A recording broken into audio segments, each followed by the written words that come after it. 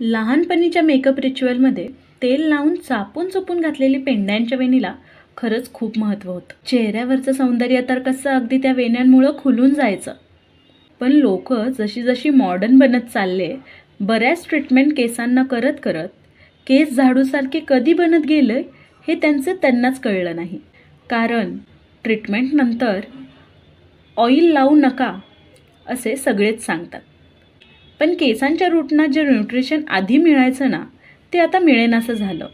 Lifestyle आणि food habit पण बदलल्या आणि मग काय, केसांचे प्रॉब्लेम सुरू झाले.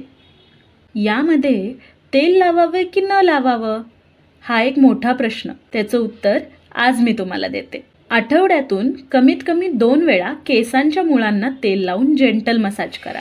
नंतर तुमचे केस हलकेसे बांधून ठेवा. तेल कमीत कमी 2 तास राहू द्या. त्यानंतर माइल्ड आणि ॲडव्हान्स शॅम्पूने केस तुमचे धुवून घ्या.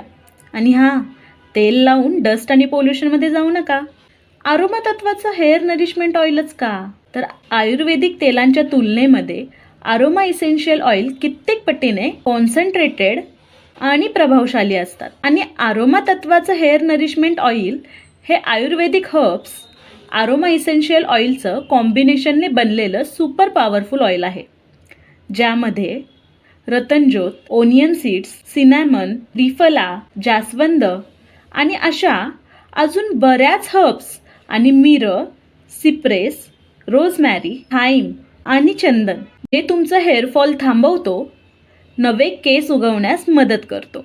डॅन्ड्रफ फंगल इन्फेक्शन केसांना येणारी खाज घालवतं आणि केसांना अगदी शाईन देतं. शिवाय ब्लड सर्क्युलेशन वाढवून शरीरातलं न्यूट्रिशन केसांपर्यंत पोहोचवतं आणि तुमचा स्ट्रेस देखील कमी करतं.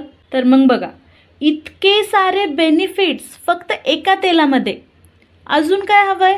तर मग आजच ऑर्डर करा तुमचा आरोमा तत्वाचा हेअर नरिशमेंट ऑइल आणि मस्त चंपी करा.